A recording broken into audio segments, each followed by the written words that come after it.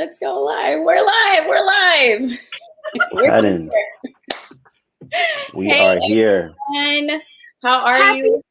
Happy St. Patty's Day. St. Patty's Day. I know my sweater does not look green on camera, but I promise you it is. I only celebrate holidays that I like really understand the origin. You know, and maybe that's the little hotep in me. I don't know the origin of St. Patrick's Day, so I don't like. And then in school, I didn't like getting pinched and stuff. That was just like a free reason to just start fights and people touching me. Be like, nah. But yeah, happy St. Patty's Day though. Drink a beer or something. I don't drink, so that's my only. I just like to drink. So, and I'm very much so not a beer person. Never have been. Well, you missing out on the whole thing. I mean, I've tried the butter beer at Harry Potter Land. If that makes. It's actually pretty. You know, it's really good. The Heffenweisers. You got to get like what's the name of a really Blue Moon? You try Blue Moon, you might like it. It's a lot of meat. You know, I'm trying to protect my calories. You know what I'm saying? I don't know if it's for me, but you know, right on. Oh, that's my live update. So this last week, y'all, I went into the Asian market. It's an Asian market right next to my house, and they have this like water place. You know, you get the 5-gallon jugs and you like fill up your own water. Mm-hmm. So I went and got it, but I got the alkaline special one. You pay extra 50 cents and you get the alkaline. So I've been on my 9.5 pH balanced water this whole week, and I can tell the difference. You know, my skin is glowing. I feel like a new person. Really? I've tried alkaline water. I personally don't drink out of plastic water bottles though, but okay. You know, there's a lot of, there's BPAs and estrogens and stuff like that in the plastic. So I try to really just drink my purified water out the California tap, but I have a filter on that as well. But yeah, that's an interesting topic. We should talk about the water that we drink. Yeah. I think we should just talk about alkaline bodies in general, but that's something, you know. We'll get there. This just seems like a topic. It just came organically. Look at that. Yeah, we're gonna talk about all the healthiness and all the things that we need to do to protect ourselves, you know, or protect our peace, as Miss Gigi says. So, you know, we'll get into it, but we're definitely gonna get into these news topics. Again, welcome to Yep Live, another glorious Wednesday. You are here with Sharika May, Miss Gigi, and Mr. Bobby Boy Bob, aka Law. And we're happy to be here. We're probably going to be joined in a few minutes by our girl Jasmine, so be on the lookout for her popping in and joining the conversation. And yeah, so we want to get into these news topics. I'm going to throw it at you really quick, Miss Gigi, and let's take it away. Yes, this is unfortunately very, very sad. I don't know if you guys have heard, but just recently in Atlanta, 8 individuals of Asian descent were actually killed by a gunman. It was in Cherokee County, which is about 30 miles outside of Atlanta. He's stating that it wasn't racially motivated, but a lot of people are saying it was racially motivated due to his commentary that he was saying during the shooting. It's just a really, really sad situation. I'm sure you guys have been seeing the hashtag Stop Asian Hate. And this is just another senseless murder. The man is Caucasian or white. And unfortunately, it's just a sad situation. He was arrested. He's still alive. And as we know in this country, there's definitely differences when it comes to how police handle certain individuals due to race. And so again, senseless murder, very, very sad situation. Yeah, definitely. And, you know, we had our show a couple of weeks back regarding more so the tensions between the African American and the Asian community. And we came to the conclusion that, you know, we all need to stick together and we need to create a sense of peace and camaraderie between everyone. And this is just really, really unfortunate. And to think that they're trying to say that they don't think this is racially motivated. Like, yeah, they actually said that police are saying that he had a sexual addiction and he planned to go to Florida to do something a little bit similar to people that are in the porn industry. And again, there's no excuse. There's definitely no excuse, but that's what some officials are saying that, you know, the suspect said. What I think is really, hey, what's happening? Hey, girl. What you doing? I was gonna say, I think what's very interesting is that in times of crisis like these, we often focus on the victims, and it's really important to understand the victims and share their stories and deal with the grief that's going on. But conveniently, sometimes when the perpetrators are of a certain background or descent or complexion, not enough attention is focused on that individual and their communities. If it was a Middle Eastern person, if it was even a Black person or somebody else of a different race, we would be saying a lot more about their race, their community, what led them to this. This narrative is like, oh yeah, well, it's a lot of hate towards Asians, which is true, but we need to talk about this issue that we have in America with terrorism, because these are terrorists of certain communities. And I don't believe in like race baiting. I'm not even going to say it's just like white terrorists, but it's this profile of individuals, these type of individuals that don't look like me. And I want to know, when are we going to deal with that root issue? Definitely. Jasmine, curious, did you have anything to say regarding the recent events in Atlanta with the killings of the 8 Asian women? Well, I'm sure I echo everyone's sentiments. And I do think that, until the government and the FBI take accountability and say like, okay, this is an issue in America, then all races are going to keep getting terrorized for whatever reason, at whatever moment. So, prayers to everyone. Definitely. We'll for sure keep an eye on this particular issue. We're definitely planning on having a part 2 of our initial discussion with, members of the Asian American community, so we can try to uncover, like I said, some camaraderie that can be shared between us in order to change this narrative, because it's really, really unfortunate. I'm laughing at our favorite commenter because he said, I spoke the truth last time and you reported my comment. I don't know who reported his comment, but this comment says, if you're a hyphen American, you're the issue in this country, which unfortunately a lot of people will. And it's 2021, you guys. It's just crazy that we're still having these conversations, but they need to be had. And I think there's definitely a reckoning that's happening in this country and in other countries. There's protests happening all over the world regarding police brutality, just unfair treatment. We saw what just happened with Meghan and the royals, which we didn't really get too deep into, but there's definitely a reckoning that's happening. And, unfortunately, these deaths are bringing these things to the light. So we'll definitely.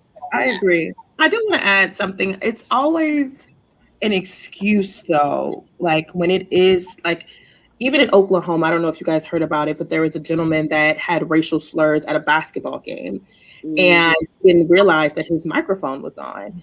And so his statement afterwards was, the racial slurs, I do apologize. My diabetes was spiking. I saw that. So it's always an excuse. Or even with the 21-year-old that got arrested last night. Oh, I have a sex addiction. The spa was tempting me. Like, no, there needs to be some type of accountability there, because the excuses, it just doesn't add up. And there's no excuse for the crimes and no excuse for the actions and the senseless murders that are taking place. Yeah. I'm going to go ahead and say it. Gigi, you brought it out of me, okay? It's whenever the perpetrator is a white person, it's always some excuse. There's always some qualification. I remember Dave Chappelle had a joke about this in his comedy skit recently, talking about the opioid addiction or epidemic in America. And it's like, when it was us, it was just say no. Now that it's y'all, you understand that it's a mental health issue and that people need treatment. And that is true everywhere you look. If somebody's a terrorist and they're committing a crime and they're a hyphen American, then it's a problem. This race is bad. Black people are just so angry, or, Middle Easterns, they're Islamic terrorists. Then when it's a white person, it's, oh man, well, he just had a porn addiction and this is just a one-off situation. And if we just deal with this one individual, like, no, man, I'm tired of it. Always a one-off. It's always one-off. Your sciatica was acting up that day. Your diabetes. And diabetes. You heard Papa John's man said it took him 2 years to get the word nigga out of his vocabulary. He was working on it because I thought it was 20. I think he said the last 2 years he's been working on it. Oh, 20 years? Oh. I thought it was. I think it was 20 years. Yeah. Oh, okay. He was taking years to unlearn nigga. He had to take years to unlearn that from his vocabulary. Papa John's pizza. Pizza start tasting trash because they lost all the good employees. All the people of color who know how to put their foot in some pizza. Well, there you go. That's what happened. There you go. But speaking of racial inequalities, I'm going to go ahead and get to the next topic. Unfortunately, if you've been hearing, what's been going on in the news, it hasn't gone away. There's still some upheaval at the border. And Biden administration is limiting the Border Patrol and what they can share to the media. My take has been, because of the unfortunate situation with actual migrants that are minors coming up to the border and being sent to the border without their parents, some of the conservatives in the media are trying to kind of twist it a little bit and kind of flip the narrative to say, well, look, Biden is doing the same thing that Trump was doing. They're taking kids at the border, they're putting them in cages, so on and so forth. However, it's not quite the same scenario. And then also keep in mind, with COVID, Biden is trying to be particularly careful with who's being allowed to come in and out of the border.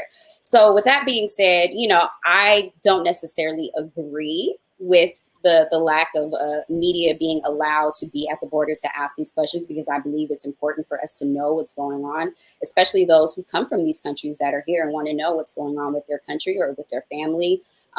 Unfortunately, like I said, the media does have a way of twisting things, and you don't hear the whole entire story. I think that's a reflection on media in general. And I also think that's a reflection on us as the people who consume the media, and us not doing the research like we like to talk about a lot on this show, and really understanding exactly what's going on. And it's, how can we know? I can't go down to the border and ask questions myself. So I rely on these media sources for me to understand what's really happening. So I'm curious what you guys think about it.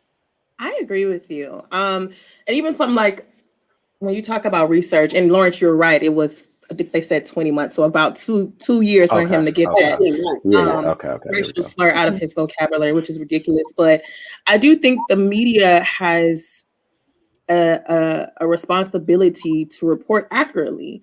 And unfortunately, due to your political views, your moral views, whatever views you have, it tends to sway the public depending on the outlet. So Fox News is going to report something different than CNN. And I wish that the media was consistent across the board, because it has created distrust within people, but especially the American people. And we can see it every day on social media and everyday conversations, especially with we've been talking about it, I don't know, for the last year, the vaccinations. So depending on who reports it, definitely has an impact on the viewer and their perception and their opinion. So I just wish media overall would just tell the facts. And if the administration is telling them, that the media, that they can't report anything at all, I think that's concerning as well, because we still need to know and have an idea of what's going on. Mm-hmm. Yeah. Yeah, I agree. But I think it's, do you want to go ahead? No, go ahead. So I think it's also about the Biden administration and what upfront information they're given, right? The media can only report on what's given to them by people who may be at the border.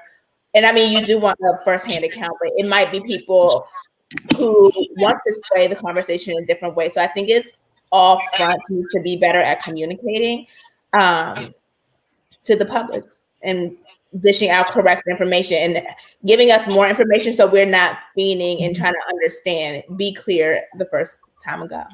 Yeah. Definitely. Lauren? Yeah, I think that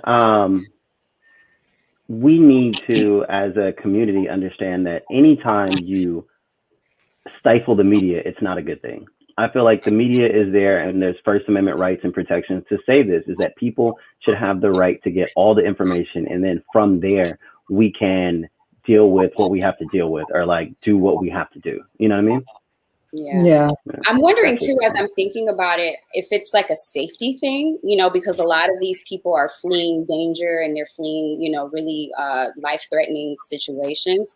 I don't want to lead with that narrative and say, these places that they're coming from are these shithole countries, like the former president said. But they're definitely coming here for a reason. And, I'm wondering if it may be a security thing. Maybe we don't want other people from other countries who can maybe infiltrate to come in and be able to use this information to their benefit. So, but if that's the case, then they should say that, I mean, I don't know. I almost feel like, I don't want to say people are hiding things, but there has been talk about this Mexican border for a very, very long time. So the fact that now it's like you are restricted to be able to report on it, it raises a red flag for me. So to me, it's like, what is going on at this border? And if I'm seeing things, then it means there's something there to report. But by law now, due to these restrictions that are put into place, I can't report it if I was a reporter. So are you taking children? Like, what are you doing, at this border? My mind is going in so many different ways. And so I think anytime you're telling people that you can't report on certain things, it's just, I don't know, it just makes me a little uneasy, I guess.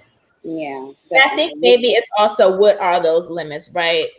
Mm-hmm. Like, what's the fine print? Because also the media is going to give us just the headline and say limits in general. Like Shariq said, it might be security issues that they can't share. Maybe they probably did something so minuscule like child's names, or something that's not covered in HIPAA. Mm-hmm. Definitely.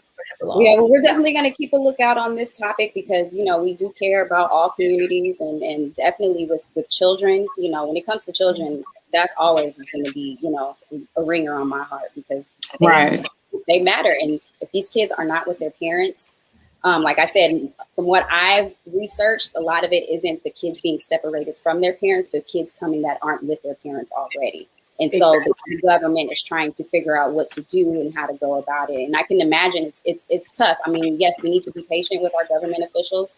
I can't imagine being in this position and trying to figure out how to navigate this. But we'll definitely keep a lookout on it. And with that being said, go ahead. I was going to say one more thing to Gigi's point. I think, we lived an entire year with a lot of political commentary and news. They made a lot of money off of everybody, from Fox to CNN, from really pushing the words of our former president and like getting us to this point. And something stood out to me recently is the whole Cuomo situation. I won't go into too much, but the governor of the state of New York has been accused of sexual harassment. Some people have told him to step down. The president currently was like, let's let it play out. But I noticed his brother, and it almost looks like his twin brother, but his like younger brother, Cuomo, is the head anchor on CNN. And I watched him for the last year chew into everybody. I haven't heard him say anything about his brother's situation.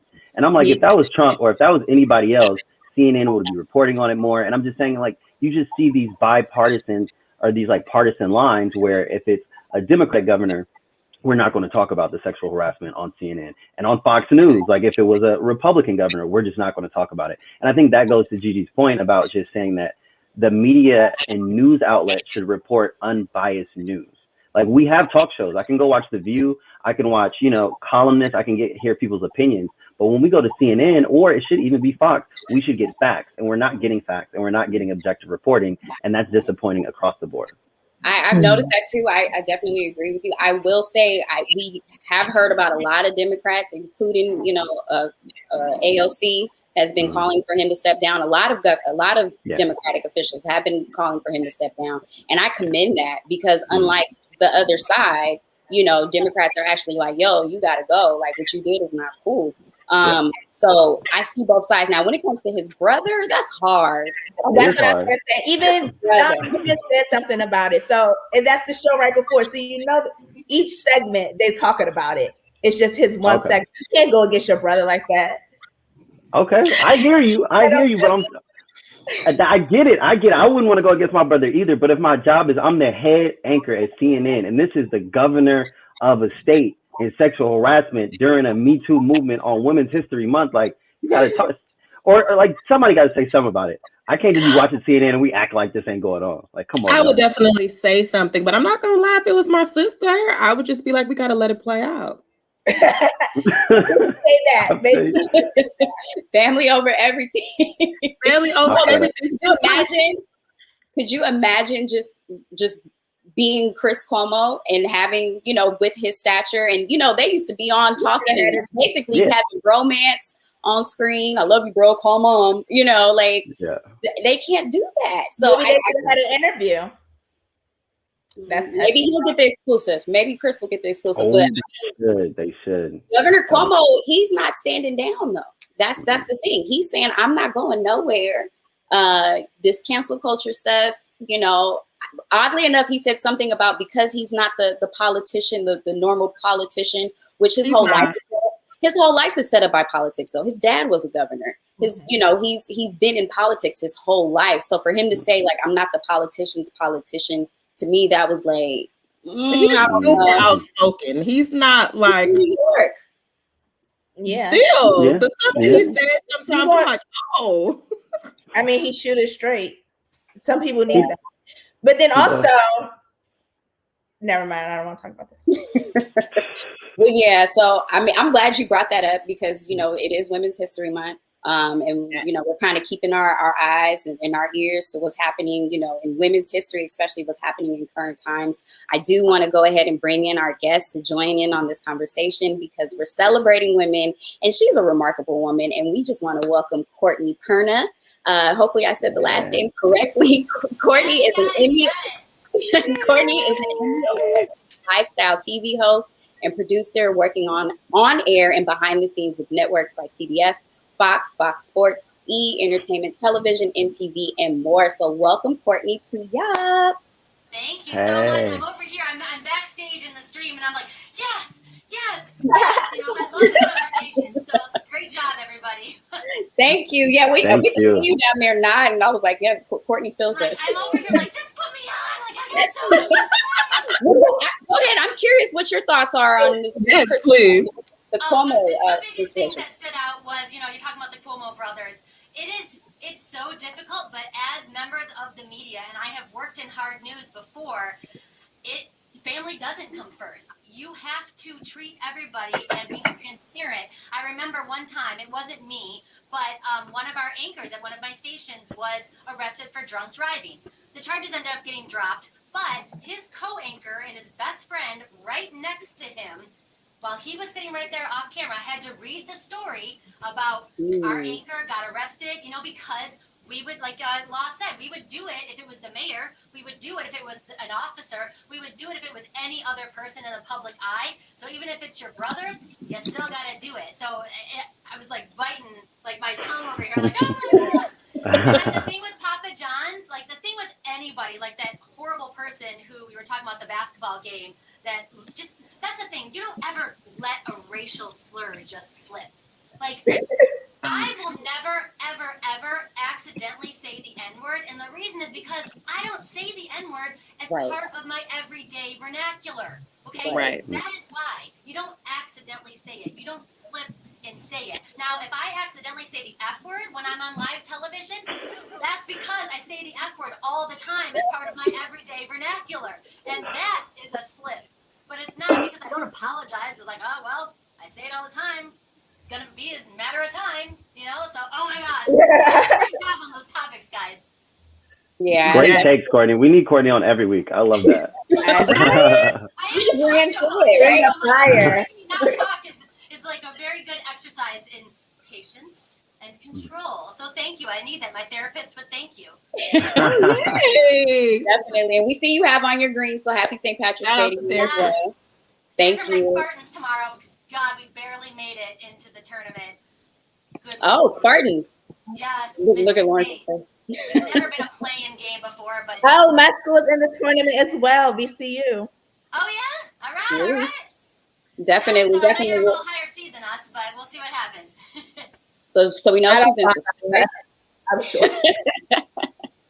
Well, great. Well, yeah, again, Courtney, we definitely want to thank you for coming in to have this conversation. Gigi actually brought up this topic when we were having discussion in regards to what do we want to cover as it relates to Women's History Month and women breaking barriers, so to speak, like the conversation we had last week with 4 amazing women. So we wanted to ask you, because, you know, you've told us that you've actually spoken to this topic when it comes to women and equality in the workplace. Do you think that inequality does exist between men in the workplace? And if so, why?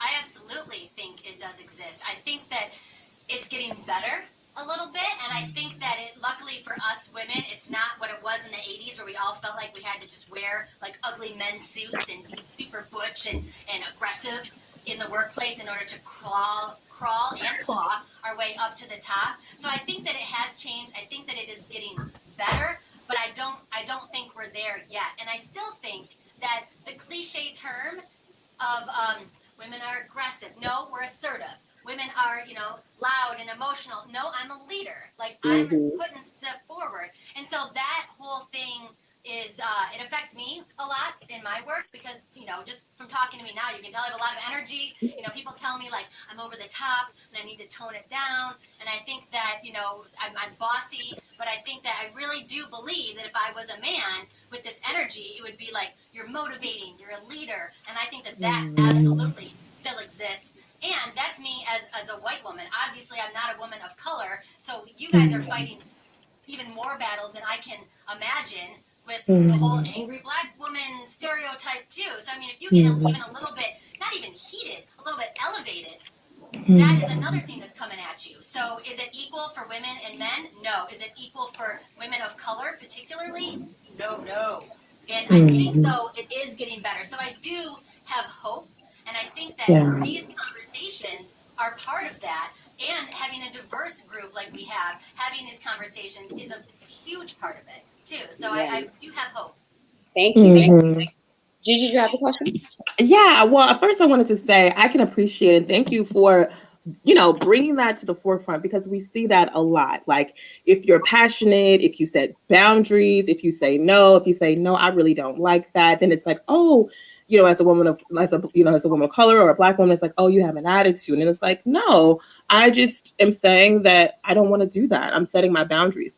But if one of my coworkers were to do it, and this is even sometimes coworkers that they don't even have to be, like Caucasian. They can just be Hispanic. I worked with a lot of Hispanic women. If they were to say it then, and I would say more passionately, then it's like, oh yeah. But if I say it, it's like, oh, were you upset? Well, it's like, Latinos no. are passionate, right? Right. They're like, oh, or spicy, and so I do think we have to get rid of these stereotypes that we have, because it does hinder in the workplace. And as a result, I think sometimes Black women feel like they have to suppress how they really feel or not stand up for themselves as much. And if they do stand up for themselves, there may be some backlash, unfortunately.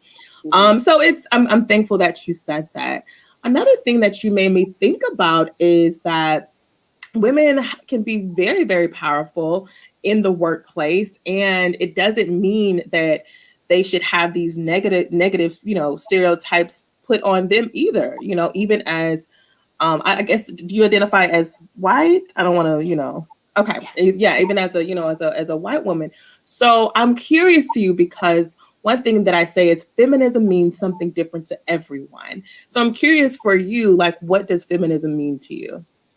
It's funny because it changes all the time for me. Yes. And I do think that is something that I have been working on to change my perspective when new perspectives come in. And I think that all people, and particularly white people, ever since the Black Lives Movement started, really need to put that in full gear. It's okay to change your mind when you get new information, because now we're listening. Hopefully we're listening even more. So feminism to me basically means equality. So if you believe in equality, then you are a feminist, whether you're gay or straight or man or female or anything. But now that I've been listening closer to conversations instead of trying to talk all the darn time, listening, I understand that experience, my experience, is not the same as for many Black women in particular, because it was kind of a way of feminism of we got this, girl, like, we're gonna get you covered, but like, you stay over there, like, we're leading this, and we're all women, right? So it's all good. And the Black women are like, but you didn't even ask us. And white women are like, but girl, if we're all women, it's totally fine, we got you. And you're like, okay, thanks. But it wasn't really, particularly in the beginning, and some of that verbiage has continued on even over the decades and generations, and it really doesn't, it really doesn't connect with what it is that you actually deal with as a woman of color, even though we have the same parts down there, And that's something for me is I'm still understanding the difference between feminism and womanism. Like, I didn't even really know that term existed until not too long ago, until a Black girlfriend of mine said something about womanism. I'm like, well, yeah, feminism. She's like, no. And so the education that I have gotten from researching myself and from exhausted Black people who are sick of explaining shit to us. I know, I'm sorry, but it really does help, and it really is making a difference. And I can't even understand how exhausting it might be, but keep doing it if you can, because it is helping. It really is, because then I go do my own research. I read different books, and then I can do it myself. But if we don't know what we don't know, and so I didn't even know that my Black friends felt this way, because why would she? We're both feminists, right? So it really is helping, and it really is kind of to push a movement forward where I think it was a little bit stagnant. Yeah, I think that's amazing. I think it's really impressive for you to have such an in-depth knowledge and an awareness of the differences and privilege and power and hierarchy and the similarities of like what we were talking about of feminism. Because of everything that you said, I think this is the first time I'm ever going to ask this question to a white woman. So bear with me. I'm gonna work through it.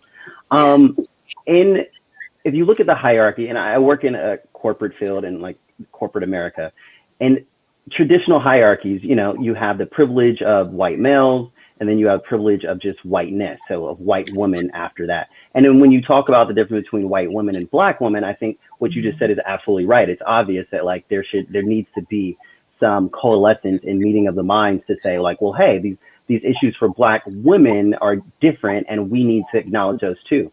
My question for you is like, how do you feel as a white woman in corporate America when it comes to other minorities that are men?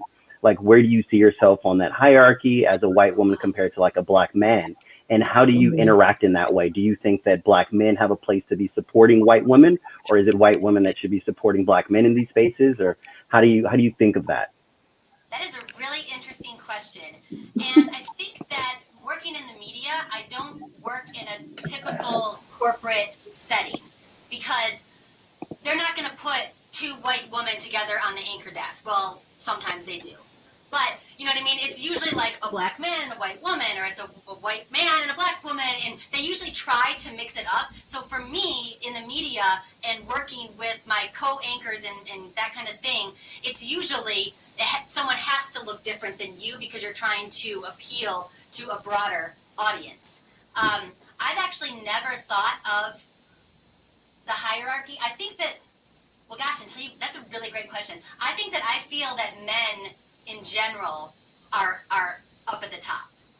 So I think that, it would be like white men, and then it would be men of color, and then I think it would be probably white women, and then I think that women of color would be underneath that. I wish it wasn't this way, but I still think that women in general, because a lot of times I've been told, even my agent has told me, like, well, they're just worried. Don't tell them that you're getting married. I'm like, well, why? Like, well, because then they think you're going to get pregnant right away, and then they're going to have to give you the maternity leave right away. So, like, if you tell them you're engaged and not already married, they're automatically going to think you're going to get pregnant. They're going to have to give you leave. So I think that goes across the board for women in general. So that's a really interesting question that I've never thought about. Because when I think about producers or news directors or people behind the camera, where it doesn't matter what you look like to get the job, because my looks matter. It doesn't matter. I'm not talking about pretty, skinny, whatever. I'm talking about, like, I have brown hair and she has blonde hair, and now we have to get a Black girl in the mix so that we look diverse. So that's like completely, when I look at the people behind the scenes, the looks and the race shouldn't matter. And I think that I would still put men on this hierarchy, not necessarily in my mind, but in corporate societal conforms. Yeah,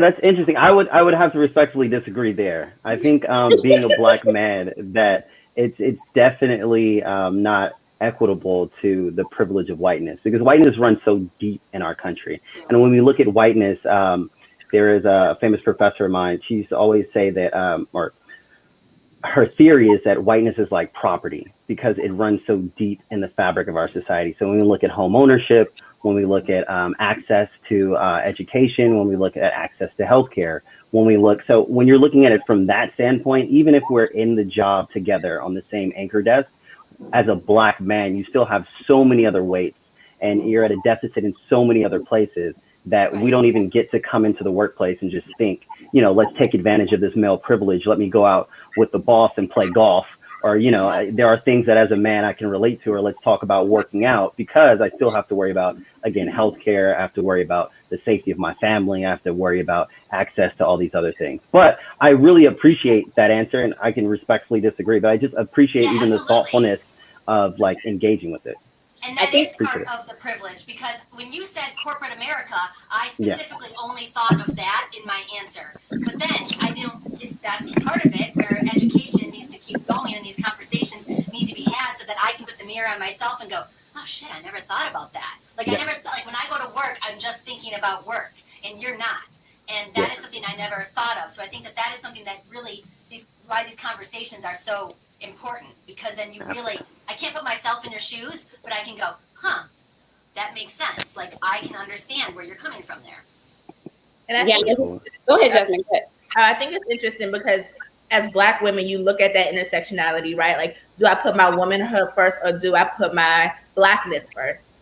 So I think both have really important parts.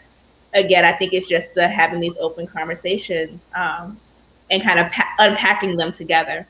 Definitely. And I was just going to basically say what you said, because as a Black woman, I don't even think about the position of a man or a white person or a white woman, because I'm so low on the totem pole. All I'm worrying about is how am I going to get out of this? How am I going to get ahead? And so to think, in my mind, do I see it in that particular order? I would say it has to be conditional. Like I respect what Lauren said, but sometimes I do feel as though there are boys clubs. You know, me working in my corporate, I used to work in corporate communications, and there was definitely a boys club, and I worked with all women of color, you know, white women, everybody. There was a lot of women, and we even had to have our own women's, you know, division where we had our own meetings and things like that, because we definitely felt as though it was a boys club. So I've never thought of it in that way, but I can definitely see where he is coming from at the same time. It's just I've never been in his shoes to have experienced what he may have experienced. Yeah, and it's interesting because when you look at how long just generally women have been in the workplace, men have been able to vote and have those type of voting, being able to go to work, being able to open credit cards. They've been able to do that and navigate those spaces longer than we have. And I think without sounding like I'm bashing men, but when a white woman comes in and has a voice over him, now he feels like, oh, well, what is this woman? Like, how does this woman have more power than me after I had this X amount of time to be successful? And that's the same thing if I'm a Black woman and I'm senior to a white man, for example, then maybe his dynamic and the intimidation factor is a little bit different. Yeah, definitely. And I do think that there is hierarchy, right? But a lot of times the biggest inequality is with pay. And I've noticed that, you know, sometimes women don't negotiate their salaries. I mean, this is Women's History Month, and I got on green. We're all about the money, you know what I mean? So my thing is, I don't feel like women negotiate their salaries enough. I don't feel like sometimes we speak up enough, and that is across the board. And I do know that there's hesitation due to the men's club, due to stereotypes as well. But I do think we have a responsibility as women to negotiate those fair salaries. Just because you're a man does not mean that you should get more pay than me, especially because if I'm just honest, I'm probably going to be working more hours than you are. And so I just think that we do need to do a better job at like negotiating our pay, speaking up for ourselves.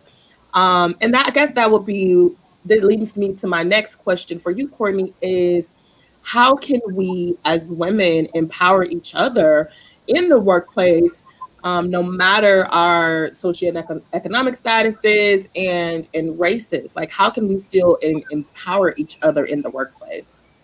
Yeah, I actually was a part of a really great Clubhouse conversation not too long ago on this topic. Okay. And it was really about competition between women, because we grew up competitive for, you know, I have sisters, so competitive for mom and dad, for grandma, grandpa, but competitive against women for the attention of a boy and that kind of thing.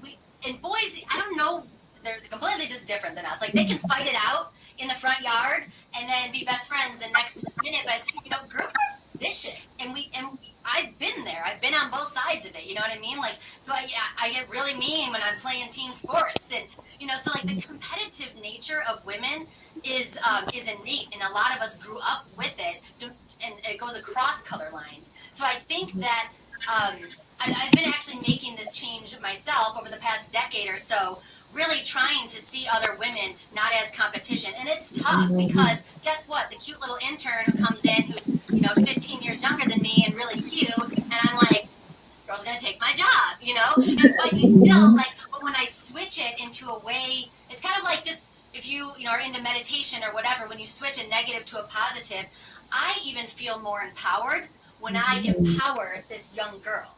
And so when I am teaching her the way and I'm kind of giving her the warnings and I'm helping her, then I feel more empowered. And that didn't happen until I started switching my mentality from a negative, and I got to hang on to this job and someone else is coming for it, then saying, you know what, this is the next generation. There is something more for me. There might be something different out there for me. And seeing that as a positive. And it's the whole like empowered women empower women. And so when I think of it that way, it's a lot easier for me to change from being that competitive girl who did have to like claw her way to the top, so to speak, and then go, you know what, I got here, but that's not the only way. And now I can teach the other generations that there is a different way. But let me tell you, I see those girls that are the old me out there, and I can spot you, and it makes me real nervous because I can see their tendencies, and I have a real hard time taking the high road sometimes, let me tell you. And I'm like, y'all gonna turn me back to the old me. So I'm just gonna try to have my woosah and do what I can do. And if I continue to feel this way, I'm not in the right spot. Definitely. So speaking of competitiveness, I want to share this image with you guys really quickly, and I want us to kind of unpack this. This popped up oddly today on my timeline. I've seen it before, but it's in regards to the NBA in sports, and hopefully we get Lawrence back for his take on this, because I'm sure he might have a male take. But as you can see, we have the legendary Sue Bird next to the legendary LeBron James. I say they're both legendary because if you look at the statistics, 17 seasons, 4 championships. Look at the salary difference. That is insane. Some may say, well, not a lot, as many people watch the WNBA. There's more eyeballs. Exactly. But at the same time, okay, look at the bonus for winning as well. I still struggle with this because I think the same thing. Well, I don't watch the WNBA, but why is it that I don't watch the WNBA? They don't have the budgets. If brands will give them the budgets, the same budgets they do the NBA, then we can talk. But until then, the business got to take care of their bottom line. But do you think that there's something underneath that's causing that? I feel like there's a trickle effect. You get what I'm saying? Like if we watch the NBA, the WNBA more, if it WNBA parties. I mean, when Skylar, I'm sure what's her name, Skylar Johnson, Skylar Diggins. When I'm sure basketball went up when she was playing, and people wanted to watch her. So it's having those moments, and I forget another brand had like a whole campaign with the WNBA, and that's the only way they're going to get money. It's all brand money. Yeah, Courtney, what do you think? And then I definitely want to throw it to Lawrence because it's so tough because it's the same thing, like advertising dollars and the amount of money you generate is the amount of money that you can have. It sucks, but it is a business, and I do hate seeing this. But I do, like Jasmine, I've actually never thought about that. They're both wearing Nike swoops. So is Nike giving the same amount of money to Bird's team as they are to James' team? I've never thought about that. I think that was a great point that Jasmine made there. But it's the same thing with television. Like, you can have the best TV show ever, but if nobody is watching it and the advertising isn't making the money, then it's going to get canceled. And so at the bottom line, it is a business. I mean, that's a huge discrepancy. But if your company's not making money, then you're not going to get the bonus at the end of the year type of thing. And I don't like that it's so easy to compare the NBA with the WNBA and just say it's men and women, but it is a business. And so I hate that. But I am interested in how much Nike gives each team. Definitely. Yeah. What's your take? That's probably based on the amount of eyeballs, too. Yeah. It's probably the same thing, like only 500,000 people watch that, so that swoop is worth this amount of money, but 700 million watch LeBron James, so that swoop is worth a because that's like a commercial. Exactly, because every NBA player isn't making that money. Right. Yeah, that's true too. That's true. So there's a couple of things here. One is that I'm all for like women getting paid enormous about some money for their talents, whether it's acting or if it's in sports or anything. I'm all for that.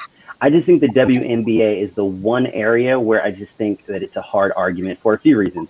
One, as we talked about advertisement dollars, that Nike swoosh on LeBron James' chest, it's not just about getting eyeballs. It's that he's actually selling 3 million jerseys a year. He's actually selling 10, 50, $100 million in tennis shoes a year. So that's the reason why, of course, they're going to give that team, that individual more money. And the product of the WNBA, I love women's sports. Like, I love women's soccer. I love tennis. I love women's sports in a lot of areas. It's hard when you compare the NBA to the WNBA because they're just physical capabilities and a difference in the game speed and like the ability to dunk. They literally talked about this last night. I was watching an NBA game and Shaquille O'Neal asked Candace Parker this question on air. He's like, what do you think about lowering the rim to like 9 feet so then you have more slam dunks? Because the casual fan likes to see dunking. And she, as a WNBA star, she's like, no, leave it where it is. We'll get there. And as a consumer, as a casual fan, I'm like, I'm gonna be honest with you. If I'm turning on a basketball game and I don't know, if it's not Steph Curry, if it's not LeBron James, I might not know every single player, but it's amazing to me to see somebody dunk and do something that I can't do. So when you have little elements like that, and I'll have to pick one, I don't have a limited time, I'm going to watch the NBA, not the WNBA.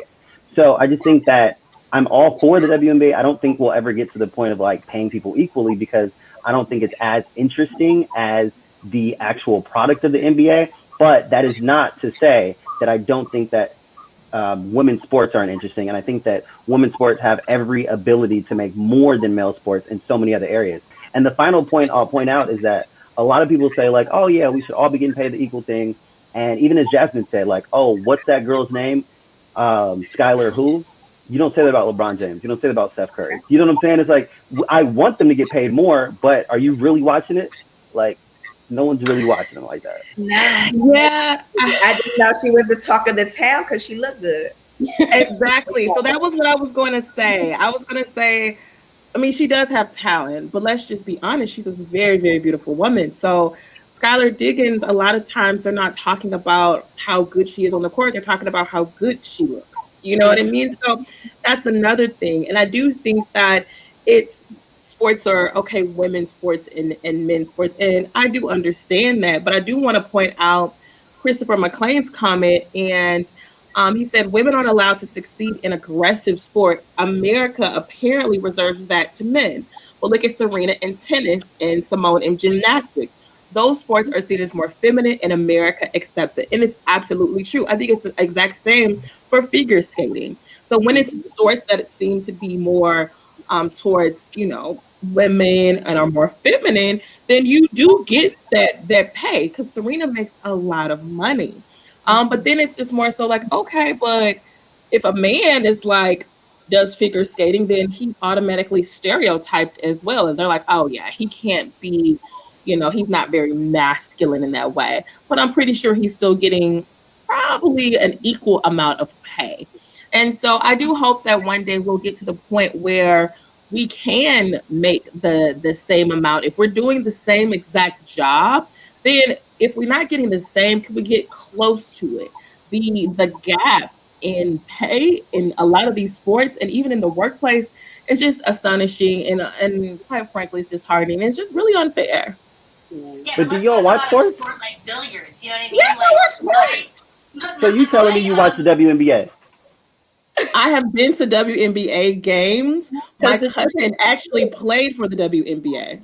Okay, so I have an NBA season pass. I go to at least 3 or 4 games a year. I have 3 pairs of Kobe's. I have 6 pairs of LeBron James, and I buy jerseys. That's how much money I'm giving to these players. Do you give that same sort of money to the WNBA?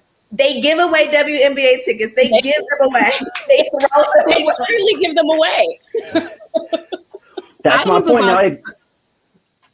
This is the only thing I was going to say. I was going to say this. Just because that is what you give, and I understand your example, a lot of men don't. They just watch it as consumers, just like me. So it doesn't mean that doesn't make you more of a fan because you have all those things. That's how you choose to spend your money. But it doesn't mean that I'm not yelling at the screen saying go LeBron or go whoever. You know, I'm still an active participant in the game. But Courtney, I don't know. Money. Okay. It's the money, you know. Mhm. Yeah, I mean, I was just gonna say I don't know a single friend of mine, a male friend of mine, that doesn't own at least one pair of Kobe's and at least one pair of LeBrons. I do not know a single friend. That's interesting. That's where they I don't know can a single. justify the pay difference. Yeah. But that leads me back to my question: is it's deeper? I think it's so layered. It's layered in the psyche and in traditionalism and in gender culture. Period. Well, was it ever any settlement or anything with the soccer players, the women's soccer team? Because that's the same level of aggressiveness. And I definitely I used to play soccer. That I love watching women's soccer. Like they are, especially the American team is the best. And yeah, it was definitely uneven. And they did bring a lot of awareness to the fact that the pay was so unequal, even in soccer. And you know, around playing soccer, you know, like I was at 6, 7, 8, 9, 10 years old. So, you know, I think it's still a little bit deeper than just the fact that people aren't buying into it. In America, you know, when it comes to soccer, we don't maybe buy into it as much as we do in the NFL or the NBA. But why is that? That's one of those questions that's kind of raised over my head. Why is it just these masculine sports that we put so much money into instead of why can't we pay more attention to male figure skaters? I know that shit is hard. It is hard. Like, I'm astonished at the things that they can do. Why isn't that, you know, why aren't we being, you know, in a way, the media has a responsibility, you know, to showcase some of these things. In a way, we follow to a certain degree. We do follow. So if it was brought more forthright, if I were to see male figure skaters on what's the sports, one of Fox Sports or ESPN or something of that nature, they don't report it. So how can I know about it? How can I know these people if it's never really talked about? It's American. Or if it's at midnight when they're doing highlight reels at midnight or something crazy like that. And that's it. In Russia, if you're a ballet dancer and you're a male, like, you're celebrated because they see it in a completely different way. Or a circus performer or a gymnast. I mean, the gymnasts in Russia, male, female, are really like the hero of the country. And so the arts, the more artistic sports, are just seen in a completely different way than we over here in America see it. So I think it's like an American society thing too. And it's go ahead. I think that also comes with the money conversation, right? I think people are still trying to figure out, okay, there are women who are the head of their household now. So maybe you don't need to give this single man who doesn't take care of 3 kids by himself this salary when you got her over here as an assistant with, and this is me just making up women and men, with 3 kids, and she needs that same salary because she's actually doing the work that the VP is taking credit for. So I think it's the dynamics of money and the needs of women versus men. Yeah, I agree with that. And I also think that if we're just honest, even the outfits that women wear for like tennis and volleyball, they're different, you know. And even when women did start playing football, you remember the outfits, like 2 pieces. Come on, like, you know what I mean? So it's so deep, it's so layered. And Jasmine, you brought up a really great point because, like I said, equality in the workplace between men, women, and races, I think we have a lot of work to be done. But if they can close the gap, then I think that that's an ideal, because you're right. There are a lot of mothers that are, you know, that are single that need that money. And then it's just be honest, there are mothers in 2-parent households that they're making way more than their male counterparts may be, just because they're in a different field, but they're not making as much as their counterparts at their job due to the fact that they might be a woman. So it's like, it just needs to be fair, at least something, because it's just not fair at all. The gap is just too great at this point. And then my last point, my last point on this is also, since Black women are the highest educated, we're also in the most debt. So we're more higher educated, but we're not getting compensated for those roles so that we can get out of the debt. So I was going to ask Courtney really quick. I'm sorry, go ahead. And when it comes to that conversation, you know, because we're talking about the problem, we're talking about the issue and the disparities and the inequalities. How would you say it's best to have that conversation with your boss or with your supervisor? How do you suggest women go about it? Do women need to form, you know, their own separate HR groups? Like I said, my former company I used to work for, we had a women in communications group, which to me, to be completely honest with you, felt really corny. And it felt like they were just kind of, you know, putting icing on the problem. It didn't really do much for me, but made me know, like, okay, I'm a woman. But what would be your suggestion? How do you think women can go about having that conversation if they do notice a pay disparity? Well, I think that a lot of times, you know, I think Gigi brought up that maybe they're not negotiating as much. And is that because we're scared to negotiate, or is it because we're happy to be here?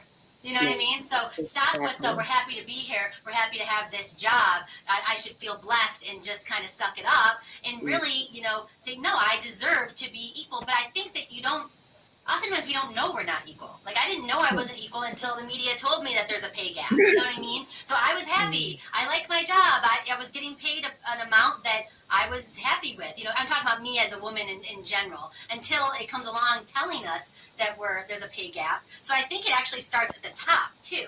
Whether it's a man or a woman or whoever is the CEO or the person deciding the salaries, that is where it needs to start, because we don't know what we don't know. So if I'm happy and my coworker's happy and, you know, we're not discussing money, like, all I really want is to be paid a fair amount, what I think is a fair amount, and to like my job and to not cry in my car before I walk in every morning, and I've done that. But, you know, so I think that it does start kind of at the top, and that's where men can be feminists as well. Like, everyone can be a feminist or a womanist, even if you are a man. It's just about the equality, and I think that we need both sides of this story, and everyone in between even, that, you know, we all need to be on board with the equality, and it needs to start at the top. You know, there's a range. You know, we have this salary range. And don't be afraid to ask. Don't be afraid to be the hype man for your girlfriend. Or, you know, like I talked about, the empowered women empower women, and say, hey, you've been here 3 years. You know, I know that it's kind of taboo to talk about money, but you did this on this project. You led this project. You did this. Like, go in there. You know, do it. Do you think that's also, as a senior leader, advocating for your employees? Like, you know the budget, but, you know, you're coming in there saying, we actually have this amount of money, you should go for this amount of money, instead of lowballing yourself? Because I think it's an educational process as well. Go ahead, Jasmine, sorry. I say it's an educational process as well. Like, if I don't know the money's on the table, then, because I can talk about my accolades all day, but then I don't want to price myself out either, right? Right. Yeah, I hate job postings when they don't post the range, you know, and then I call them up and they're like, okay, it's $28,000. I'm like, why are you wasting my time? You're wasting your time. Like, put the range on the job posting.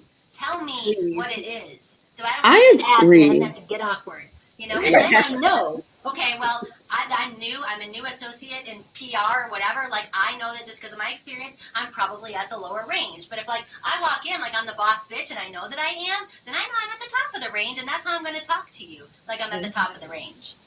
I completely agree. And one of my good friends, he was actually on here on the show one time, but one thing he told me, and I took this, he's like, I don't go to any interviews if I don't know the salary range. And I was like, so what do you mean it's not on the job posting? He said, well, I ask before I take the interview.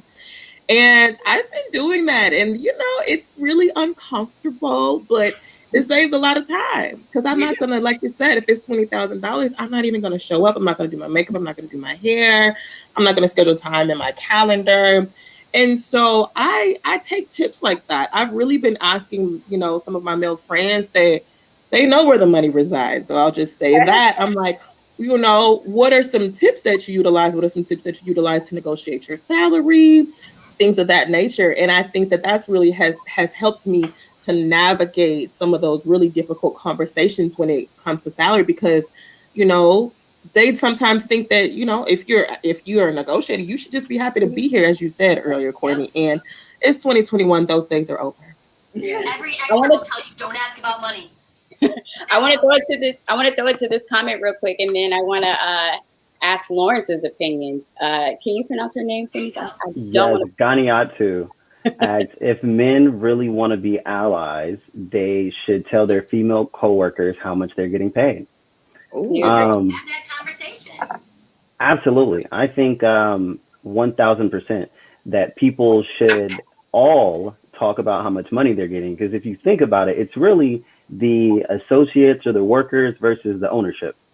So at any time when you're keeping a secret about how much you make and keep it taboo, then you're really just saving the ownership, because now all they're going to do is depress the salaries as much as they can. So if this person gets the courage to ask for 47,000 and this person only asks for 32, then they're just going to let it ride like that until you press up. And you're right, most of the times in society, because of the just history of inequality in America, you're going to have women that haven't gotten paid as much in their previous job. And so that's why in California, they came up with banning. You're not even allowed as an employer to ask how much you made at a previous job. And that's to help women out, because we want to stop this cycle of, oh, well, you only made 25,000 at your last job. I'll pay you 27 here, even though I'm paying everybody else 57.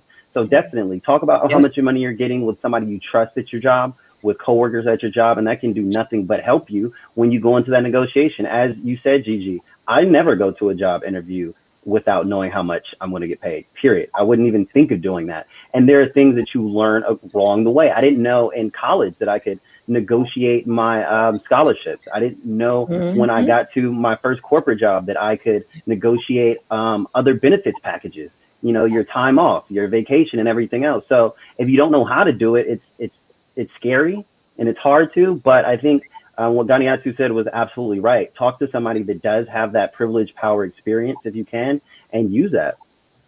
Yes, men need to be allies too. But I feel like we can talk about this all night. This is such a eye-opening conversation, and I'm over here thinking about things I haven't thought of before. And we definitely want to have you back, Courtney. So please let our audience know where they can find you, all about your movement, what you have coming up.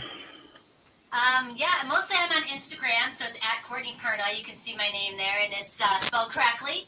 So it's Instagram, and then Facebook, same thing. If anyone's on Facebook, trying to get my TikTok going, but mostly an Instagram.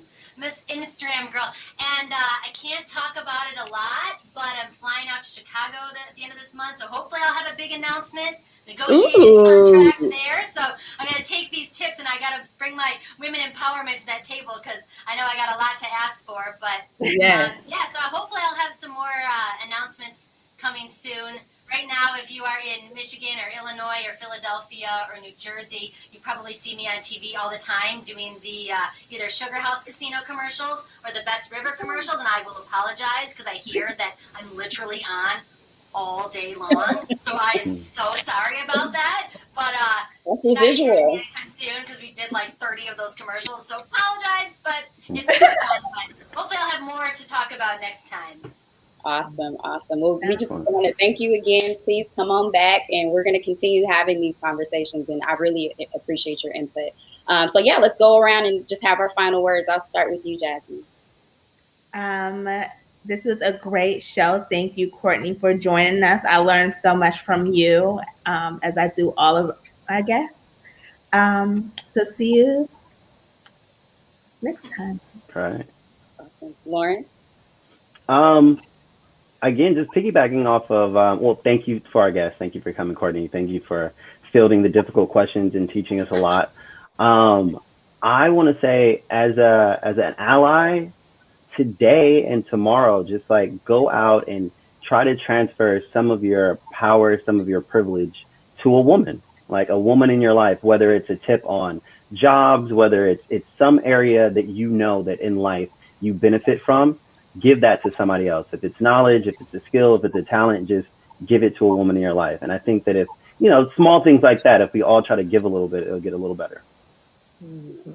I would like to say that this has been a very interesting conversation, and I appreciate Courtney recognizing the white privilege that also comes with being a woman, and her being able to speak to that and know that, there's still education that needs to be had.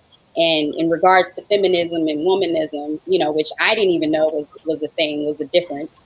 And then, of course, me being a Black person, a woman of color, I'm really prepared to have more of these types of conversations. And so I think we're going to have another conversation next week with a couple of women that identify as feminists. So please be on the lookout for that next week. And I'm just overall, I'm happy that we had this discussion. Gigi? Yes.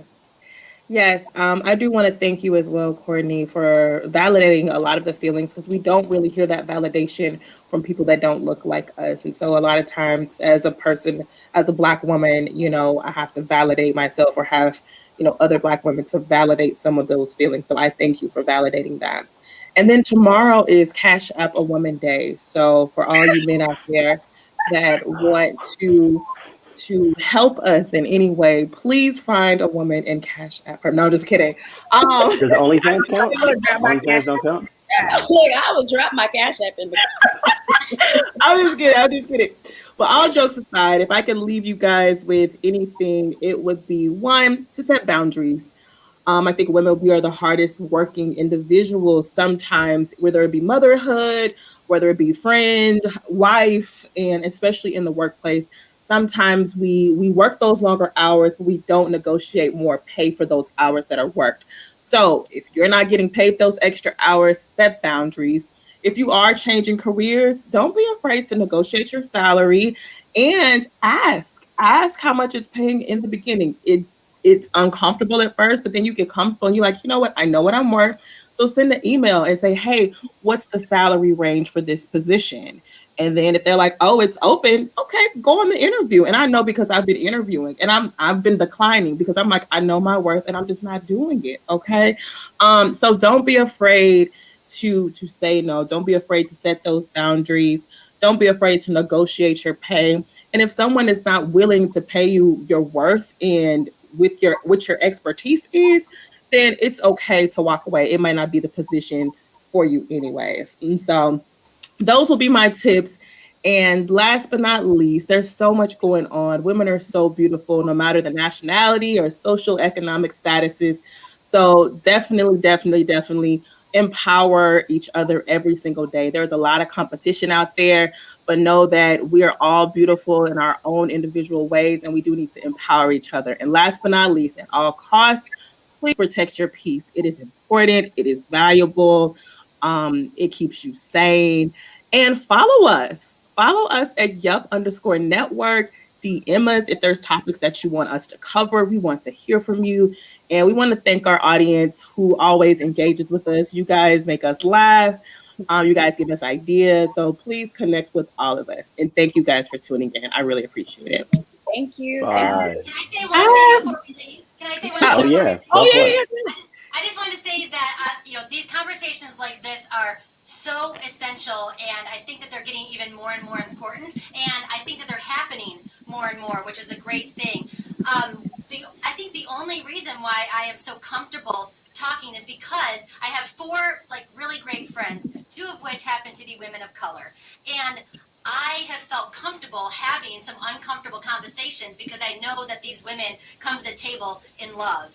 And I know that they have done the educating and helping me understand everything that I still need to research and to educate myself on. So I think that as white people, we're very sometimes scared to say the wrong thing, that we don't want to come across as racist. We don't want to come across as saying something offensive. And so we're scared to have these, I got goosebumps talking about it. We're scared to have these conversations because we don't want to seem like, we are racist. So I just want people to maybe feel a little bit more comfortable, open up that door, because you're never going to get better and you're never going to evolve as a person, as a white person, as a woman, if you're not having these conversations. So you might say something wrong, but hopefully you're across from someone who can, with love, say, girl, that's not cool, let me tell you why. And then you can appreciate that and pass along that information to your kids or your niece or other white people. So the education is not just going in vain, because girls, I know in law, it's exhausting. Having to fight feminism, having to fight for racism, having to fight misogyny, all this shit doesn't affect me on a day-to-day basis. So white people, don't be afraid to have this conversation and to find somebody that you trust, and then you get more and more comfortable, and then it makes the world a better place, I think. Thank you. Thank you. Courtney. I appreciate that. And thank you thank guys. Marjorie and Ashley, because trust me, those girls have been through it all with me, and we've had these conversations, and we've cried, and we've argued, and it's been everything I've ever wanted from female friendships. Thank you. All right. Well, All right, thank you y'all. again, Courtney. Bye, y'all. Thank you guys for tuning in.